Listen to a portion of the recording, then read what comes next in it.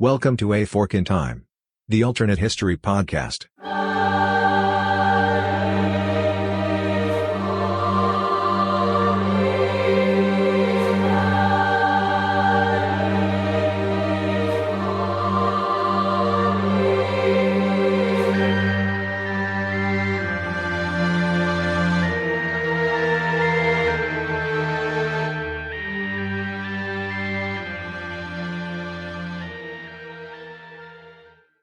Welcome back to A Fork in Time, the alternate history podcast. Don sitting in the, I guess Alexis and I can argue whether it properly should be the left-hand side or the right-hand side. I was going to say, you're in the driver's seat, but which side it is? Yeah, we're based in America, so we'll be an American podcast. I will be in the left-hand side of the two-seater what-if machine. You've already heard her voice, so I'm joined today by Alexis.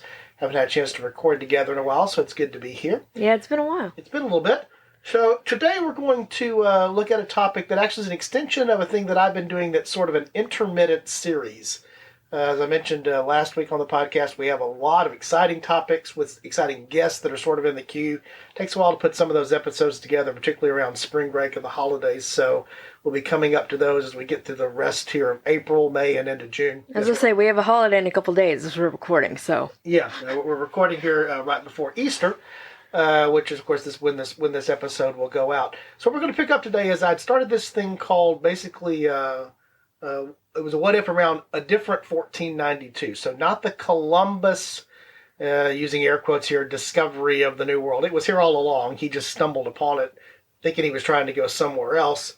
But what would have happened had there been a delayed European discovery, rediscovery? Again, not going to relitigate the whole Viking question. Accidental bumping into. Yeah, whatever, of this. And so I've been doing this in sort of multiple parts. You may recall part one really focused on how Europe would have been different, which I think is actually one of the more interesting things that may not be discussed as much because the New World brought change to the Old World, particularly the position, as I talked about during that episode, of Spain. And how Portugal might have been different, all of that we went there. And then the second one sort of focused a little bit more on almost revisiting a past topic, which was revisiting the question of what would have happened with Central America native peoples in a different 1492 or a delayed 1492. So Alexis joining for essentially what now becomes part 3 of this intermittent, every once in a while you're going to get an episode that touches this kind of series. And we're going to focus on another Native American group. I will probably use the word Indian. I understand. So will I, and yes. I'll try not to. Yes, so just please indulge us there. Certainly when I was young in school, that was still the term that was used, although I appreciate and understand why we refer to them as Native Americans and not Indians. Columbus made the mistake of calling them Indians because he somehow thought he had landed in Asia. Yeah. But so looking at the Native American cultures and how they would have been different, and instead of going further south and talking about another area primarily of Spanish influence, we're going to go more to the north. We're going to go to more North America proper, particularly the areas that we think of as being the United States and Canada today. So when we come back here after the break, hope that you join us for part 3 of this alternative look at a different 1492. And we're going to visit what would have been Native American tribes in America when we come back. Hope you stay with us.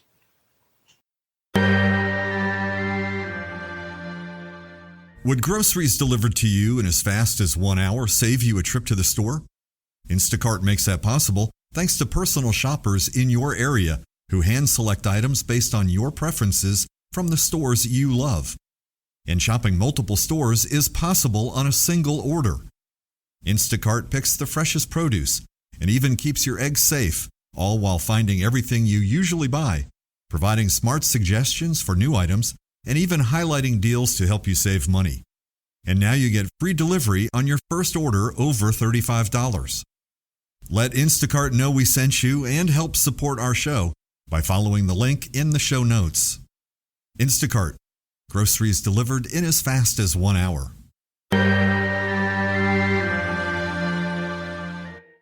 Welcome back to A Fork in Time, the alternate history podcast. Don joined today by Alexis. Hey, Lex. And as we talked about... Long time no talk. Long time no talk. Long time no talk on air, on podcast. Yes. As we talked about as we were leading in before the break, we're going to come back and look at part 3 of our 1492 exercise. So I'm going to ask the question. Fair disclaimer, confession they say is good for the soul. We have not spent a lot of time ahead of this recording talking about what we're going to talk about here, which I think is sometimes the magic of the podcast, where it sort of evolves on its own based upon the things that we know and that we've studied. Fair enough, Lex? Yeah. So I'm going to ask you a question to kick off into this to see how it's like mine but different than mine, since there's obviously an age difference, that whole generational thing. But, The fact that you're my dad. Yeah, exactly. There should be an appropriate age difference.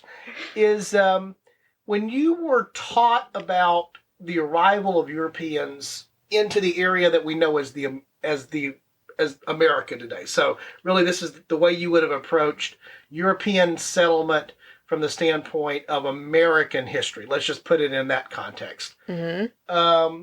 What do you remember sort of being, what were you told about how that went, how that worked, what it was about? What was the main narrative there? Well, I'm immediately flashing back. So, and I'm pretty sure it was the same for you, but we had 8th grade was American history, and then 11th grade was American history for us. And I'm immediately flashing back to my 8th grade American history class, and as we kind of got to this era of exploration and kind of settlement of what eventually becomes the United States, I remember my teacher saying, Disney got it wrong. And I think probably the reference there was to what particular thing? That would be what was, I think, one of my favorite Disney movies growing up was Pocahontas. Yeah. And Disney, if I recall correctly, it's been a while. I think I probably have only seen Pocahontas once. That's funny, because I had a birthday party that was Pocahontas Well, themed, but okay. Again, I watched it, I'm sure, once with you. But it's not that I don't like Disney animated musicals. Let me go on record as saying I'm not opposed to Disney animated musicals, so we don't need the hate email or the hate feedback from that. But as I recall about that, it was the traditional way that a lot of people get that story wrong. It wasn't even the right person. Right. It wasn't even necessarily, I guess they got the right tribes, the right area right, but traditionally that's been centered around John Smith, and it wasn't even John Smith, right? It was John Rolfe. It was John Rolfe. And also, and we'll probably get into this a little bit, but if you've seen the movie Pocahontas, the whole thing is Pocahontas steps in and essentially takes over because John Smith is going to be sacrificed. And there's this whole discussion, I hesitate to use the word debate, but there's this whole kind of academic discussion about were they actually going to kill him or, things like that. So customs and things like that were also not taken into consideration. Well, to me, that's actually, along those lines, is actually what I think makes something like this difficult, because we were all sort of given this, and there's nothing wrong with this sort of high-level, abbreviated version of events. Yeah, there is something to be said for simplifying things, especially when you're first learning something. It's like you get the broad overview, and then you can kind of drill down and get a little more granular. But yeah, I think when you do that, you miss some things. Yeah, and so, granted, this is also a generational shift, and it's not that there hadn't been the point of reaching the criticism of European settlement and colonization of the New World by the time that I was in elementary school in the 70s and high school in the 80s, college in the late 80s and in the very early 90s. That had already happened, legitimately so. That's even changed a lot more in the last 30 years. For example, now Columbus Day, not really a thing anymore. No, Indigenous Peoples Day. This whole, that whole shift, sort of had its roots obviously back there, but it's come to where it is now. Don't want to chase the political aspect of that, except to say that I think a lot of our thinking about this whole question of pre-Columbian. That's actually the term that's used, before Columbus and after Columbus in the New World, and how that plays out, which is why I thought this topic would be an interesting thing just to intersperse along the way, because it's very difficult to imagine exactly how things would have been different. I don't think we would have gone 500 years with an absolute no quote unquote discovery by Europeans of North America. So does it make a difference if it's 20, 30, 40 years later, which is part of what I wanted to explore and we've already explored. So we can set it more of the background here. So when we think of, again, I'm going to call them the American Native Americans, meaning the area that we think of as being America today. The U.S. today. The U.S., yeah. They are different in many ways than, for example, the Aztecs and the Mayans were. Right. So again, just from what you remember from history, what are some of those differences? So, from what I remember, the Native Americans that are, see, I'm already like mentally checking myself because I wanted to say Indians, so I apologize if I slip. But the Native Americans that are in what we think of as the US and Canada today are a little more pastoral, a little more, I don't want to say not as advanced, not as civilized, but when I think of the Central American and South American tribes, it's, you have those big cities and those big kind of centers of commerce and trade and things like that, and a little more cosmopolitan almost, I guess, than up north, where it's a little more, I don't want to use the word simple because simple is not right, but it's a little smaller. It's on like a smaller scale. It's smaller villages, it's smaller civilizations and things like that. Is kind of the big difference that I first kind of see between the two. Yeah, the thing that jumps out in my mind, I think I get exactly what you're saying, and then struggle with the words on how to describe it. Yes, is that, for example, we call the Aztec Empire, right? The Mayan Empire. We know that the Maya, for example, were a collection of what grew to be, in some cases, very large city-states, and at least from my initial exposure to the U.S. portion of pre-Columbian North America, is that there was less of that. There's no Tenochtitlan. There's no right. There's no. I'm trying to think of some of the big Mayan things. There's no Chichen Itza, except that the more that we do archaeology, we discover that there were these mound building cultures.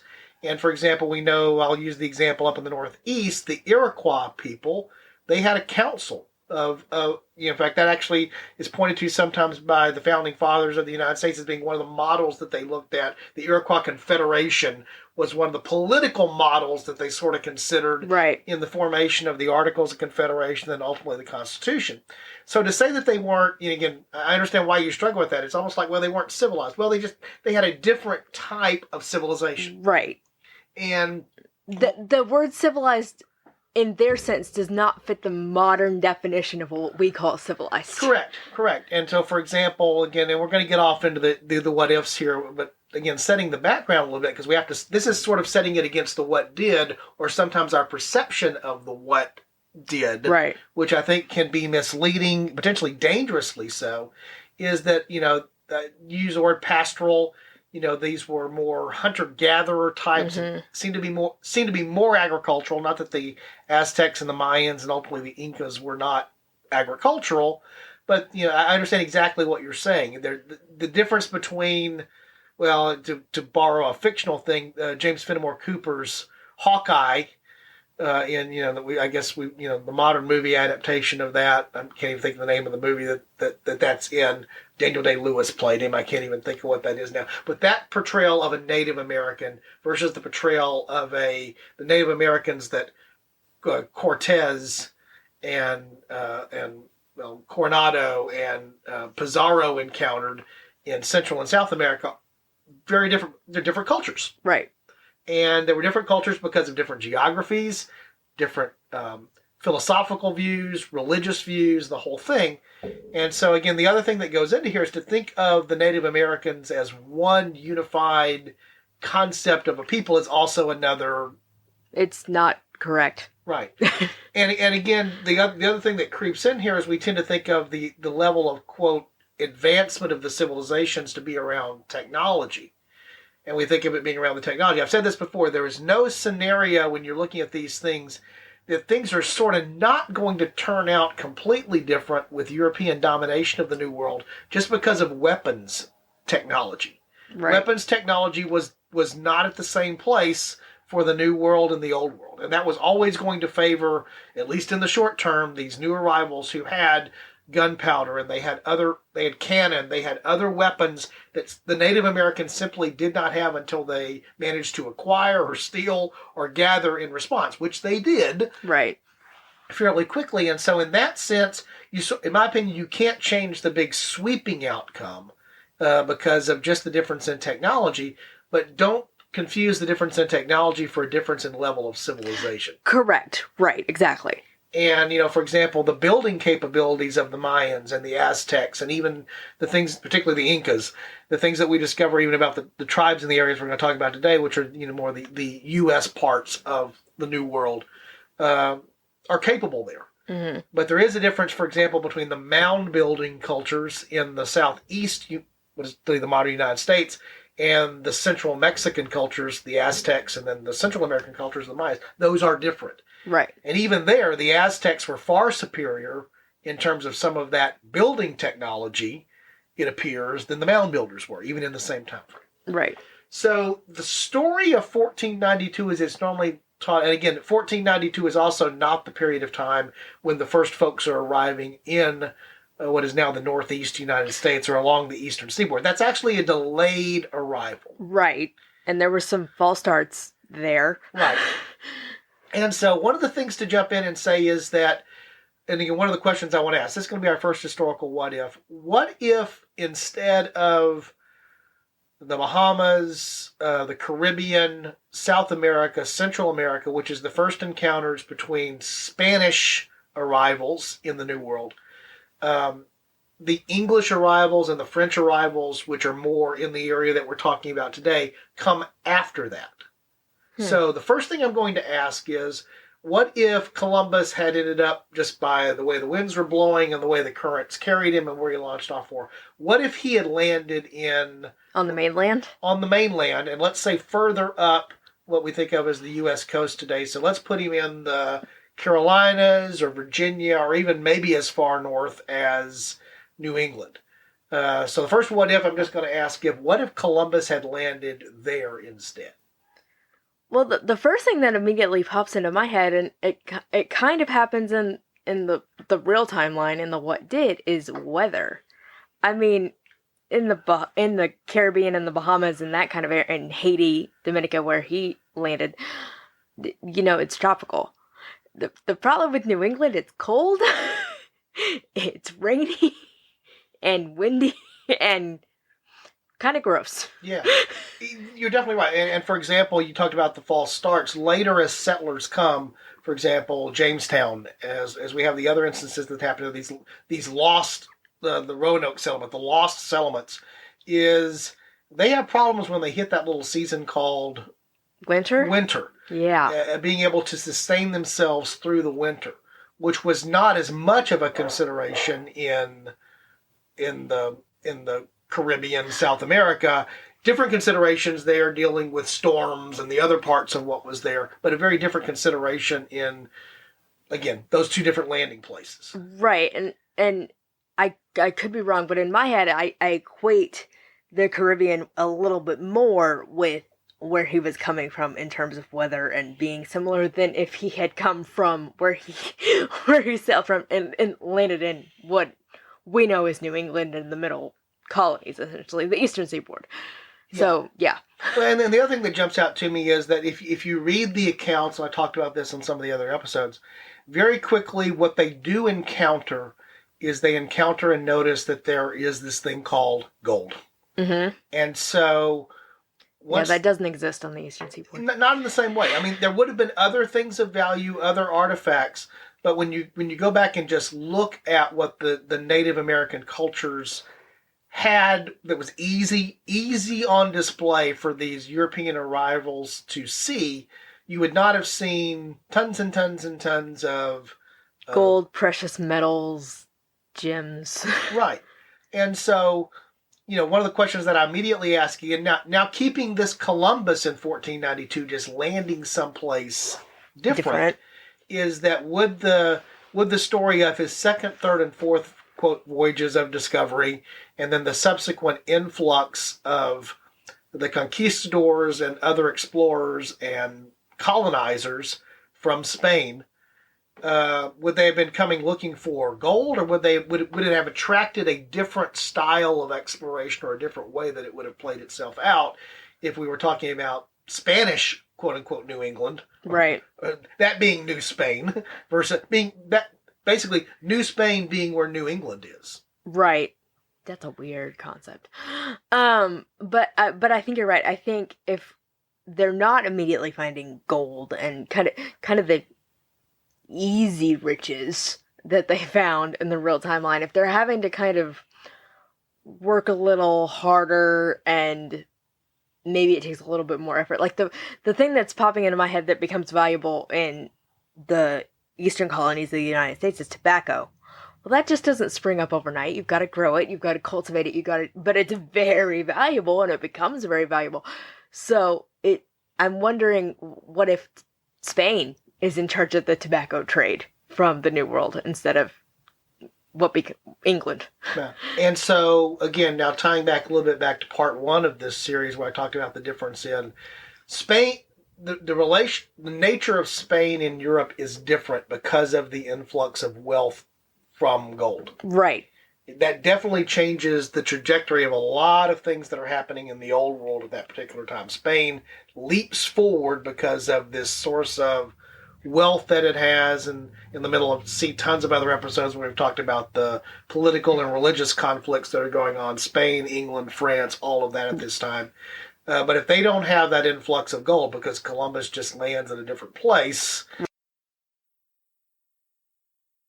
Yeah, and again, sort of already covered that on part one of this series, except to say now that that's one of the things that would be different. Now thinking back to the real what if, how would Spanish influence have been different on those Native American cultures there versus the way that they interacted with the English? I don't know the answer to that question. I pose it, but I don't know the answer to it because the Spanish culture, I agree, it was a little bit more similar climate. Yes, it was different. It was tropical climate. It's not like Spain is more desert and more that than Northern Europe is. And so it was they were a little bit more naturally in tune with that climate, even though it was different. But would that have caused could you have imposed Spanish ideals or Spanish ways of doing things easily in the American Northeast? Well, again, kind of the first thing that pops in my head, and again, see previous episodes we've talked about, you just mentioned, what's kind of going on in Europe in terms of religion. We have Spain, a very Catholic country.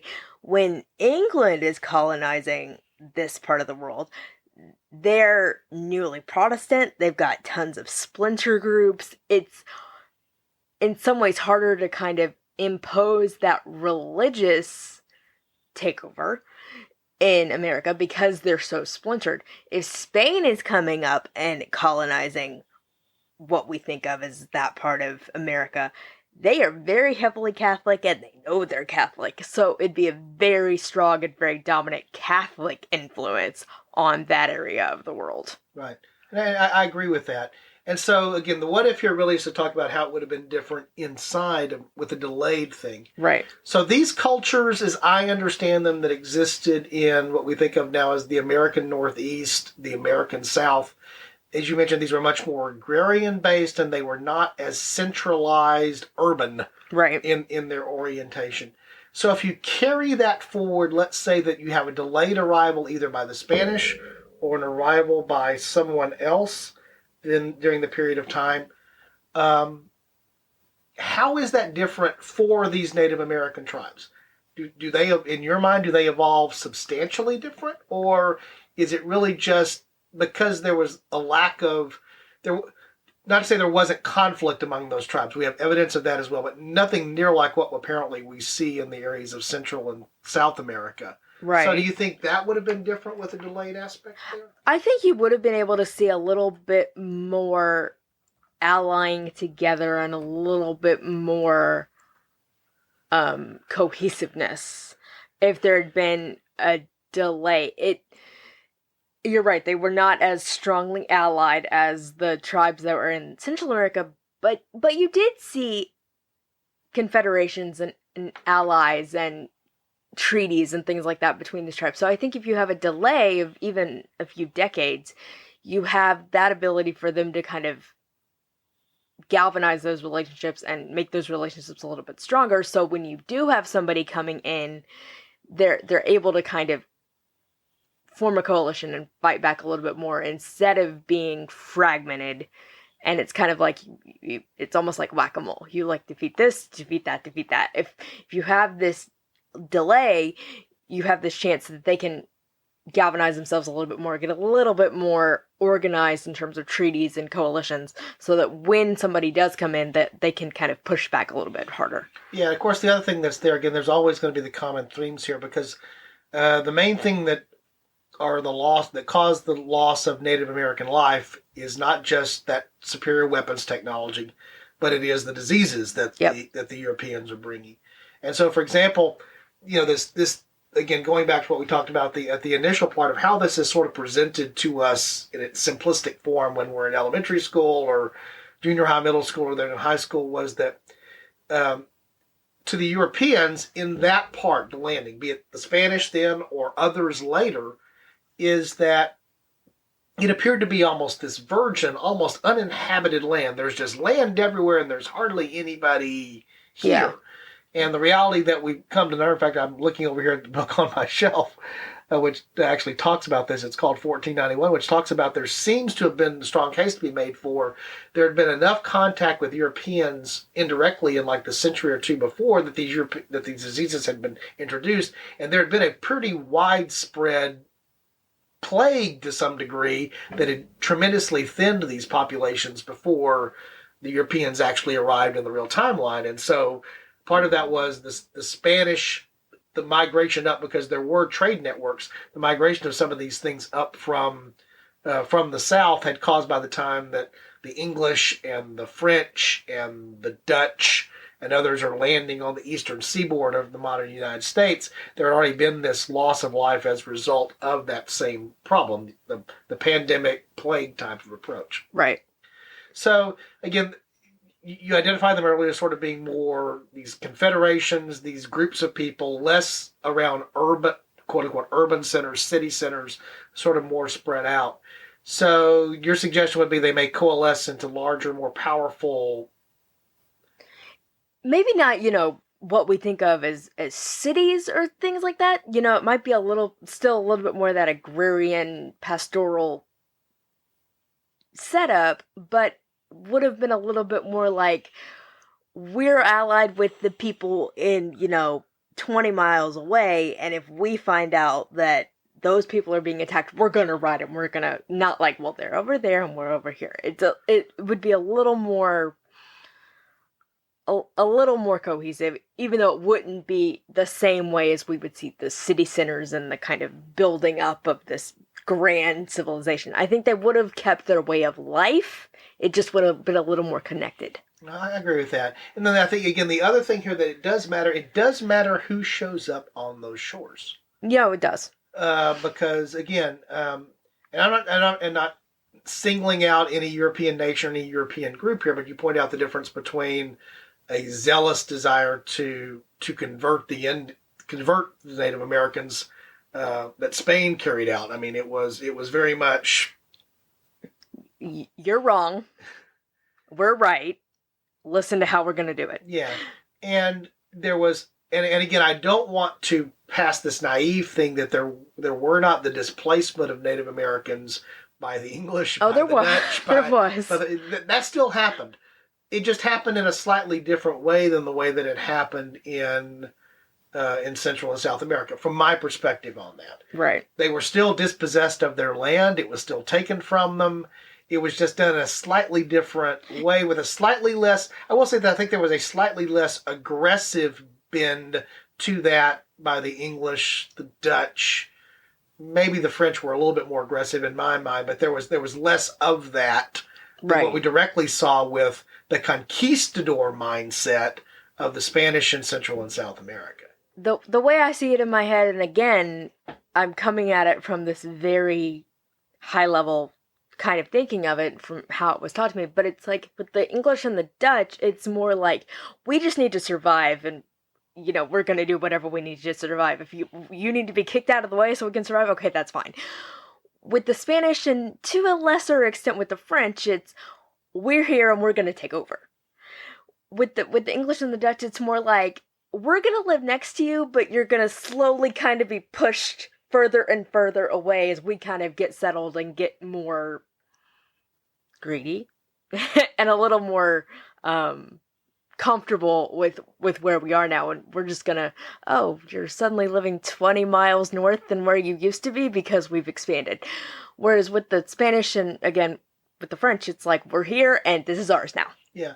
Well, and the other thing that really strikes me, again, this becomes topography and geography too, is that when you think how far in, again, I'm spending a lot more time talking about Central and South America than I thought we would in this episode, as a contrast to Right. the other part, is that when you think about how far inland Tenochtitlan was, where Cortez ends up encountering the Aztecs over the space of a year, working with the other tribes, by the way, which were in opposition in many cases to the Aztecs. That's part of how a small group of Spanish won, was they had allies who were already looking for somebody to help them get rid of the Aztec domination.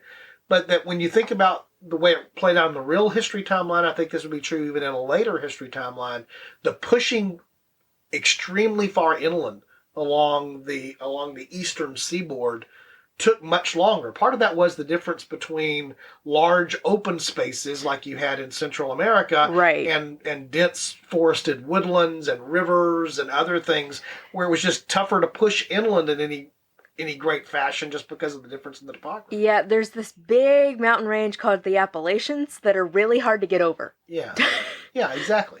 And so, the nature, even a couple of hundred years later, how far the push had been made. Now, part of that was because the French had come up through New Orleans and the Mississippi and had come down through the Great Lakes from their occupation up in Canada. Yeah. So part of it was the reason that, in this case, English settlements didn't push as far inland was because they did have to contend with those forces who were aligned in many cases with the Native American peoples. What's called the French and Indian War, which is the North American version of the 7 Years' War, as part of that. But it also had a lot to do with topography. And that topography had a lot to do with the cultures that existed there. Right, and that's, again, at the beginning, kind of why I was struggling with what to term kind of U.S. Native Americans. I used air quotes there since this is an audio podcast. But yeah, they were hampered by their geography and what they were having to work with. In Central America, it's much flatter and it's much more open. Yeah, well, I mean, there are the mountainous regions are there, but it is much more open, and there was a lot more movement.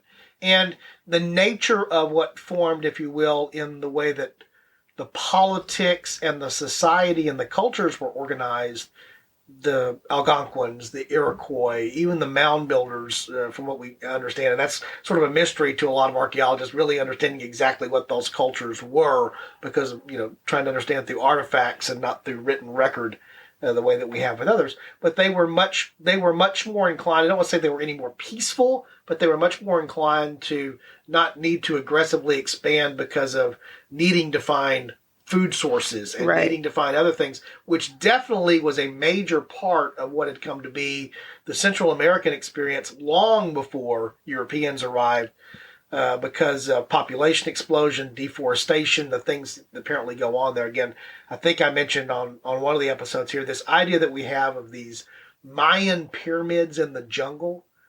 When they were actually built and when they were actually being occupied, wasn't jungle. There wasn't jungle. They had stripped and used almost all the resources there. It's a very different picture than what we have today than what it would have been if you could go back in time. That is not the same for if you go to Pennsylvania or if you go to Virginia, these other places. The topography and the terrain, yes, they're somewhat more deforested now than they were then. But it's pretty close. It's pretty close. I think it's a lot more similar. And the population density of those Native American groups, again, recognizing what I said before about how they may have been wiped out or diminished tremendously, were not quite the same or organized, as you pointed out, quite the same in clusters as they were in Central and South America. Right. So if we advance, let's say, the first encounters between those peoples 50 or 100 years, do you think it's substantially different for those folks? I can't see it being substantially different, with the exception of, if we're advancing it by a few decades to up to a century, you have that. I'm wondering what would the cultures of these tribes be, because the one thing about Native American cultures in the US and Canada is they are very distinct.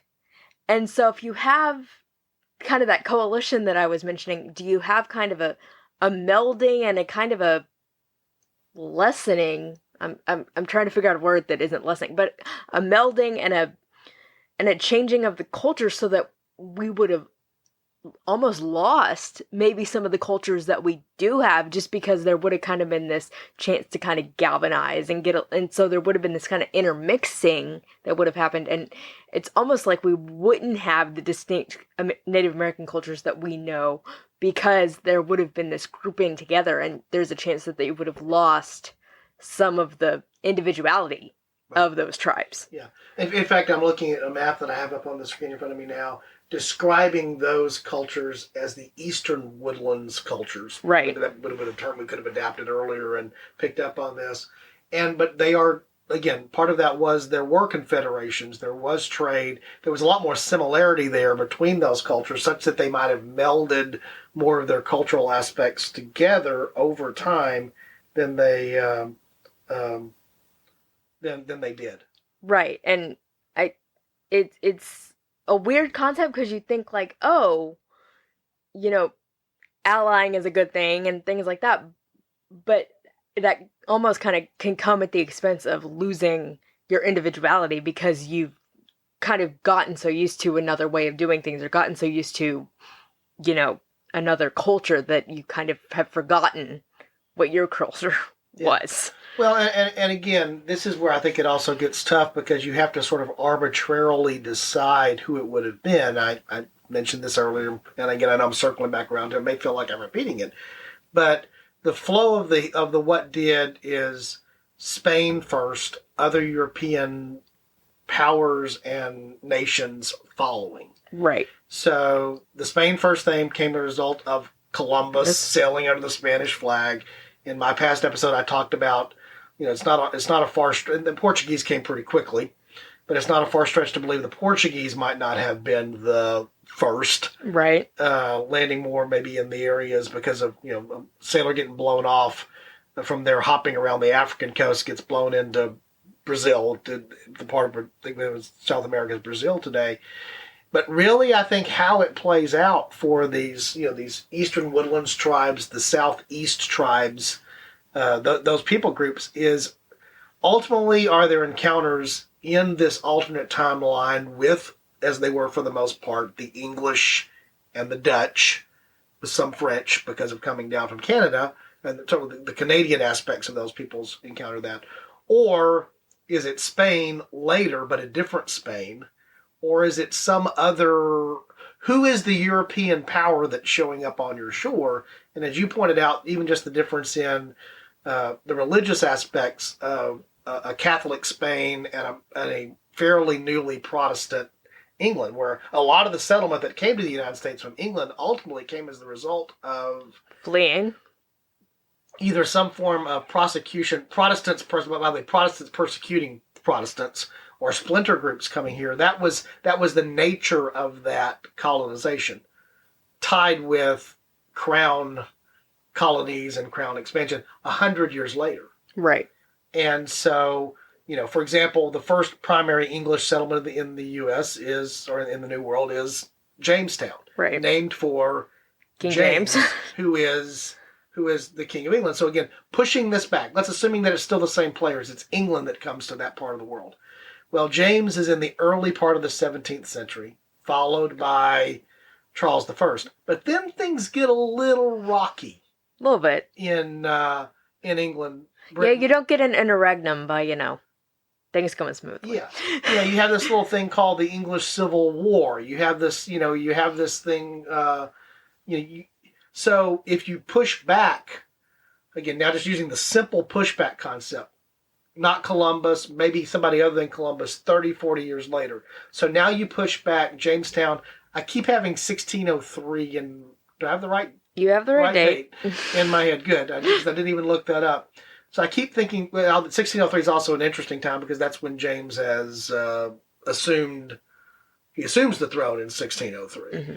But now we pushed the English settlement back into the period of 1607 is Jamestown. That's correct. 16, I have 1603 in my head because that's when James assumes the throne. Yes, 1607 is Jamestown. I knew as I was saying it, I knew it wasn't right. But early in James's reign. Yes. So if you take 1607, add 40 years to it, add 50 years to it, where does it put you? It puts you smack dab in the middle of Civil War. The English Civil War. Would English colonization and English interaction in the New World have been the same No. during the English Civil War as it was under a fairly stable reign by James? That would be a definite no. Particularly, let's go 1607. We go forward by 40 years. Let's say 40 years. So that's 1647. So we are smack dab in the interregnum at that point. And the interregnum, it's Oliver Cromwell, and he is Puritan. So he's Protestant, but he is very hardline Protestant, very strict Protestant in terms of Puritan practices. So I think if you delay that and you have Puritan England coming over to America and colonizing, it would almost be like Spain in terms of the zeal of the religion. It'd be a different religion. It'd be Protestantism, not Catholicism. But the zeal with Puritanism is much similar than Catholicism. So that would have been a much different takeover. Yeah, I agree. Or the alternative would be, because we did have Puritans that came. We did. To what would become the United States, to settle in New England and other places, but they were not the majority element of the Church of England. They were the separatists. They were splinter groups, and they were fleeing the established religion because they were separatists. And so again, you still end up with English on your shore, right, potentially in this scenario, but you end up with either a different, as you said, zeal of English or a different English. Maybe you end up now with the folks that are coming to the New World are Catholic favoring English, or there were other groups that weren't Puritans inside of the church. And so you change, again, the people that are showing up are speaking English, but they're not the same English people. They're not the same English people. And then how that plays out in terms of, the things that were there. For example, again, the real extension of this out is if you delay it long enough, the way that the colonies, the American colonies, portray themselves in the real timeline, we've talked about this before, is very much about an air of religious liberty, an air of separation of the church and the state because of that same phenomenon going on. So if it's settled by more of a state-sponsored England scenario, and it was, Jamestown gets its name because it's a crown colony. Right. But where the impetus of that is different, you might have had a very different way that would have played out. Again, Cromwell Town, Cromtown, whatever that ends up being versus Jamestown is, I think, a very different type of English settlement. Or you would have seen these, again, the groups that would have been coming from England would have been different forms of, using this term broadly, religious refugees, religious dissidents that were coming over. And so the delay is not that you necessarily get a different nationality, but you get a different flavor potentially of that nationality because of the backdrop of what's going on there. Right. And if you also have the delay where Spain doesn't go through a period of ascendancy, again, I talked about this in part 1, so go back and listen to that, but it's the difference in the relationships between Spain and England and all of that. You don't have the Spanish Armada. Right. No, the reason they could have Spanish Armada is because they had Spanish gold. That's correct. And only because they had Spanish gold. Right. And so does that change the way that England interacts with Spain and with the rest of the continent? All of that, again, that's the trade-off there. 1492 matters because of what it did and set off in the New World, which is, we really haven't talked about that as much, which is okay, we can deviate. But it also makes changes, I think more substantial changes in the quote-unquote Old World. And I think that's the hard thing to play through. But again, focusing back on what we tried to focus on here, have done a very poor job of doing, which is what goes on in the these sort of eastern woodlands and the eastern seaboard of the United States. I don't see a particularly different outcome for those people groups for all the reasons we've talked about before. They were not going to invent gunpowder cannons and the other types of things that would have enabled them to fight back from any form of colonization or occupation. And the nature of their philosophy and their social structures and their culture was that they weren't going to probably do that in any organized, militant way either. Right. So ultimately you have, I think, the same ends for those people, just in a different timeline, but maybe with different people that are the ones that are pushing them out. Right. And I think you would have seen, depending on, who's pushing them out, you would have seen those cultures interacting in different ways. Yeah. And I think the other thing, we'll sort of bring this to a close here, probably we'll circle back around on this topic again, obviously, at some point, is that we've assumed here Spanish or English. We haven't talked about the Dutch, really, the French. Or the French. And of course, the Dutch are also part of what's going on with the Dutch is their relationship with England because of what's going on inside of Protestantism, the Dutch Revolt, and everything that's happening there. But we haven't talked really about the French, who were actively involved in the real timeline in settlement in the New World. Yes. And exploration in the New World. Yeah. And, so if you change, again, the players there, maybe, again, we tried to focus here on the Eastern Seaboard, have done a horrible job of it, but the French influence maybe is more so there. Maybe that entire seaboard is more settled by French interest than it ever is by English interest. Or maybe there actually comes to be more conflict between English and French interests in the New World without the English and Spanish interests, which are constantly at loggerheads. Just finished watching most of, a couple of weekends ago, a thing about pirates. Yep. And, the thing that you quickly realize there is the English had authorized privateers. Why had they authorized privateers? What had those privateers been authorized to do? Harry some ships. Yeah. That were Spanish. That were Spanish and that were carrying gold. And then when there's a change and they're no longer being authorized by the English crown, these people, the pirates, are these people who were doing something that was legitimate before under letters of marque, that suddenly they're now the outlaws, and eventually that comes back when they give them amnesty, and that's actually what this thing gets back to, and all the things that are there. But the whole point of me bringing that up is that was England, Spain. Yep. There wasn't all this discussion about how the French were really playing into that, although Jean Lafitte, has that French heritage of being a pirate there. But again, if you don't have Spain discovering the New World in 1492 and becoming rich off of the New World, and being the ones that where that gold is, the gold has been moving on Spanish ships. If you don't have that, somebody's still coming for that gold eventually. Who is it? Right. And as soon as you mentioned France, in my head, I'm going, and we've talked about again, see previous numerous episodes of the show, this long-standing animosity between France and England. This just becomes a new theater for that to play out on. Right. If they're both there at the same time, but in the real timeline, they're not. Right. So again, the point of this whole exercise, which we've either done very well or very poorly or some combination thereof, is if you think of the exploration, this is what the image that I have in my head making movements here you can't see.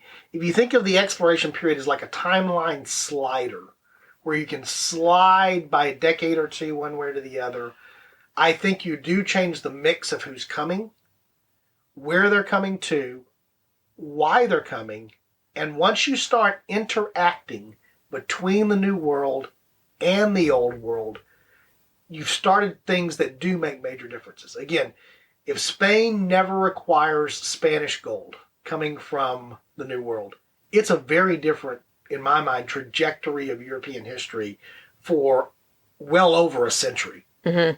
If you make that change. And so that's an important thing. And again, so that's why if you suddenly don't have Columbus sailing for Spain in 1492 successfully, you do alter a lot of things. And you may end up rippling that into what happens in what we think of today as upstate New York among the Iroquois before it's all said and done. Right. All right. So we're going to close out the discussion here. I have a feeling we're going to come back and circle back around to this because we didn't even get further west in the Americas to talk about the Plains culture. Yeah, I have the Cherokee in my head this whole time. We didn't even touch on them. And the Cherokee, interesting thing there, the Cherokee are based in the south, we think it was modern southeast United States until they are relocated, obviously. But then you have, tribes like the Comanche and the Arapaho, some of these Central Plains Indians, who their entire culture is changed by the arrival of the horse, which comes as a result of the Spanish arrival. So again, how does that play out in a different timeline as well? All right, so we're going to close out. We got hampered in by the Appalachians. That's what was happening. Yeah, we could not get over the Appalachians. That's an excellent point. So once again, we thank you for joining us here on A Fork in Time today. Alexis and I both thank you for that. One of the things we do want to emphasize, we sort of touch on this indirectly, but I'm going to put a little bit more of a direct emphasis here, is if you do enjoy the show, contribute to the show. We have our Patreon page. We give some special perks to some of our patrons there. But we don't ask you for a lot. And again, as we've said before, we definitely did not get into the podcasting business to get rich, because if we did, we made a horrible, horrible mistake, because we don't have a podcast about shows on TV or about Star Wars or about something else that drives massive, large audiences. We know we have a little niche audience here because of what we talk about. But I invite you to visit the website, and there you'll find the link to our Patreon page. And $1 a month, a couple of dollars a month, does help defray the costs and some of the other things that are involved in hosting the podcast, and we would definitely appreciate that. If you can't do that, though, we still appreciate the fact that you're a listener and ask you to support the show by social media and the other things that are there. One of the things that I've done in the last couple of weeks, Alexis, is I've sort of revamped a little bit of our Facebook presence. Yeah, I've seen that. Yeah, and I'd like to emphasize a little bit more. We reference our Facebook page. I'd like to emphasize the fact that we also have a Facebook group. And one of the things I'd really hoped would happen when we first founded the podcast, now almost 2 years ago, we're coming up on that really quick, was that we would actually have... Last year really messed with my concept of time. It's almost like there wasn't a year there, right? Is that, I really hope that, for example, an episode like this, you may disagree so completely with some of the things that we've said here. You're itching to say, if you were here, you would have said something. Go to our Facebook page, go to our Facebook group, and post there. Normally, for each episode, we do post a link there, so you can put comments that are directly tied to the episode very easily on either the page or the group. One of the things I'd love to see the group become is a little bit more of a place for discussion to go back and forth, giving feedback on the episodes, what we got quote-unquote right, what we got quote-unquote wrong. And it might lead to another episode. We might go talk about something else that you bring up. Exactly, and that has been one of the things that has led to topical suggestions as well. So I just want to encourage that a little bit more. The other thing that's new here in the last couple of weeks, so if you go to the website, you'll now find that I went ahead and created an Instagram. I saw that too. So now there's an Instagram link there, and we'll be posting things about the show there. So just again, more of those opportunities to share via social media if you're willing to. That would be greatly appreciated and enjoyed there. Anything else you want to say, Lex? This was fun. You know this, so I'll share this with our audience. I've gone through a few changes. I've changed jobs and I'm moving. So that's why you haven't heard me a lot on the podcast. I got a lot of stuff going on in the background in the quote, I don't want to say quote unquote real life, because this is real life too, but I got a bunch of stuff going on, but I'm excited to get settled again and kind of get back into the podcast group because I missed it for sure. So. Okay, good. And I'm glad to have you back, and certainly I know what's going on there as well. So it's been an interesting past year plus. So we appreciate the fact that we've grown our audience during this period of time. I'm really serious. Like the sense of time is very distorted right now for me. Yeah, I completely agree. So we're going to close out the episode here now. Again, really excited about some of the things I know that are in the works, some of the guests that we've already been talking to, and the episodes that are being generated sort of even as we speak, that are sort of in production now. So over the next couple of months, I think you're going to see some really exciting things. And again, the other thing you can do on the website, give us feedback. Just on the website, there's regular feedback opportunities there as well. So we're going to close out today's episode the way we normally close that episodes, particularly when we are together, by suggesting that if folks find a fork in time, Lex, what's a good idea? Take it. All right. Thanks, guys.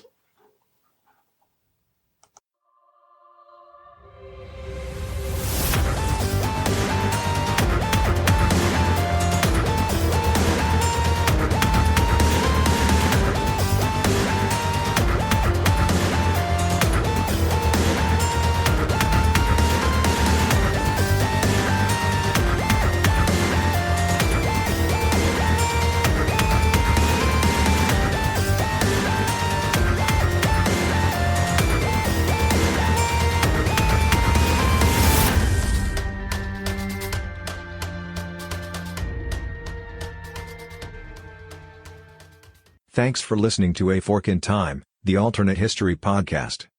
Learn more about the podcast at www.aforkintimepodcast.com. Join us next time.